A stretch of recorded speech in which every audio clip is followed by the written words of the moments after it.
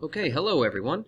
Today, for Friday, our lesson is on the physical map of the Middle East. This area that we learned yesterday is called the Fertile Crescent, and we'll talk more about why it's called the Fertile Crescent. So the map that you'll use for today to do your labeling is here. So Fertile Crescent is Mesopotamia. It's shaped like this arc.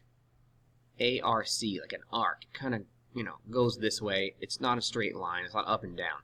And the Mesopotamia that you learned yesterday, Meso means middle, and so it means the area between the Tigris and Euphrates rivers. The Tigris River that starts up here in the Taurus Mountains in Asia Minor, whether it's rain or snow that melts in spring, it's fresh water, and it flows down through the Tigris River and can be used for farming, and same with the Euphrates River that flows down. Both of these rivers are fresh water, and they flow into this large body of water, the Persian Gulf. A very large body of water. So let's take a look first at some vocabulary. So the Fertile Crescent. The word fertile means good land for agriculture, and we know that word agriculture is farming. So fertile means it's good for farming, and it also means that it has a good water source, and that water source is going to be the rivers, whether, again, it's rain coming down from the mountains, which is fresh water, or snow from the winter in the top of those mountains, way up high in the elevation, and that snow will melt as fresh water, and it comes down and fills those rivers. Now we say crescent, as I showed you, because it's the shape of that this fertile land takes that it looks like on the map. So we say the Fertile Crescent, as a vocabulary term, is a large arc of farmland. And again, that large arc of farmland is in the green, and it does this. Okay, and as you can see, that is only an arc of fertile land, good for agriculture and farming, because you have these rivers. Okay? And so these early people realized that they could farm, as we've discussed, and when they realized they could farm, they realized they needed a way to get water on their land, on the farm fields themselves. So that word's called a vocab word here. Remember, if it's bold like this and has a definition following it, then that's vocabulary. So the vocab word is irrigation, and irrigation is a way of supplying water to an area of land. So if you live a few miles from the side of the river, then you need to dig a trench, or what we call a canal, that allows that water to travel to the farmland that you need. And so one cool thing that happens with both the Tigris and Euphrates rivers is every spring, when that water from the rain and from the snow melt from up here in Asia Minor, when that water travels down through the Euphrates or the Tigris rivers, it's so much water that it overflows the sides of the river, and the water naturally, because of the overflow of the river, naturally irrigates or supplies water naturally to the farmland. But when it overflows, it's not just water. It's also this stuff called silt, a mixture of rich soil, rich with nutrients to help with growing, and tiny rocks that can be used in farming. And so the rivers are naturally overflowing, and as they do, it supplies a water supply of irrigation, and that water carries with it this silt, which is great for farming.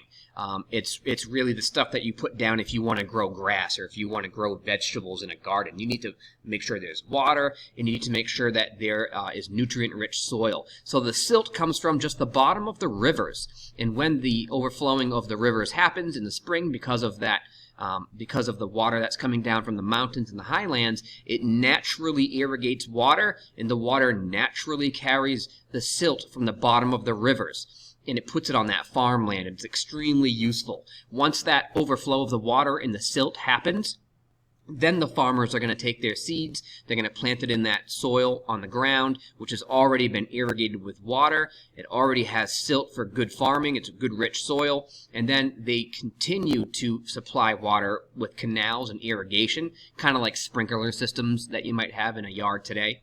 And that's continuous watering of that farmland is going to be how they grow. And so one thing that helps human beings grow their populations and grow the populations in their cities and allow more people to live in a city is this word surplus. It means having more than you need. If you're growing a small garden in the back of your house and you grow some fruits and vegetables there, that's great. You might be able to eat those fruits and vegetables, but you want to grow enough that when you can't farm in the winter, then you have what we call this extra, this surplus, more than you need, extra. And so you don't just want to have enough to eat every single night when you're harvesting in the fall. You also want to have enough that you can put away and store. You want to store your surplus, which allows you to have extra food throughout the winter. If you run out of food and you don't have a surplus, you very well might starve to death if you're not successful with your hunting as well.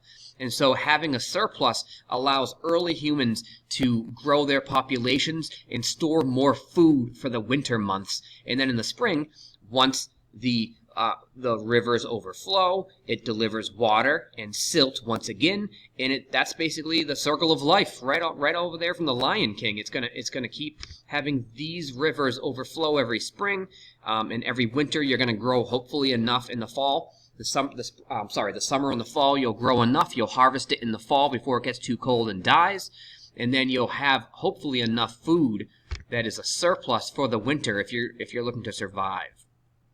So your activity for today that you'll be graded on for your classwork, as we did the last 2 days, this is your historical map of your physical attributes. Remember, a physical map is going to show you things here like bodies of water, the Mediterranean Sea, the Nile River, the Dead Sea, dead because of the amount of salt in that body of water. You have the Euphrates, the Tigris rivers, the Persian Gulf's really important, the Caspian Sea. Then you're also going to have landforms, because that's what a physical map shows you, and that's like a region like Asia Minor, the Taurus Mountains, an island like Cyprus here. You have the Syrian Desert, the Arabian Peninsula, and that's the country of Saudi Arabia that we looked at yesterday on the political map, the Zagros Mountains, the Fertile Crescent itself, and the Sinai Peninsula. A peninsula is a body of land that has water on 1, 2, and 3 sides of it, okay? A peninsula has water on 1, 2, and 3 sides, just like the Arabian Peninsula. This is land, but to the south of it, you're going to see a body of water. You'll see the Red Sea over here, where these words are blocking it, and the Persian Gulf. So 1, 2, and 3 sides of it. Okay, so you're going to label the areas that these letters are showing you by using this map, and you're going to go down to slide 7, 8, and 9 to label. Remember, not in a complete sentence. When we're labeling maps, I'll allow you just to write the name of the landform, a body of water. And so when you're looking at this map, that you need to have the labels for with the letters, you'll use this map to find your answers. And just below the map that you are labeling, I even give you a word bank of all of the key landforms and bodies of water that you'll be placing here, and in slides 7, 8, and 9. My advice for you is, once you've used one, let's say that you've used Mesopotamia, you've labeled Mesopotamia, I suggest that you just go here, go up to this highlighting tool, highlight it like that, and now you know that you've already used Mesopotamia, so you're not using a word more than once. And so now I will unhighlight that so everyone knows that they can still use it. So if you're doing Mesopotamia, you're going to go up to the map, you're going to look for it. I remember Mesopotamia means the land between the rivers. If these are the 2 rivers, probably right around here where F is pointing to. If you go up here, Mesopotamia is that area between the rivers, so F is a freebie for you. It's pointing to that area between the rivers. So you'll go down, you'll highlight Mesopotamia, you'll highlight it if you're going to use it, and then you'll go down and you'll find, on not this slide, so you'll find F, and you'll go here, and you'll type in Mesopotamia. Okay, and so I'll backspace that so you can do that yourself.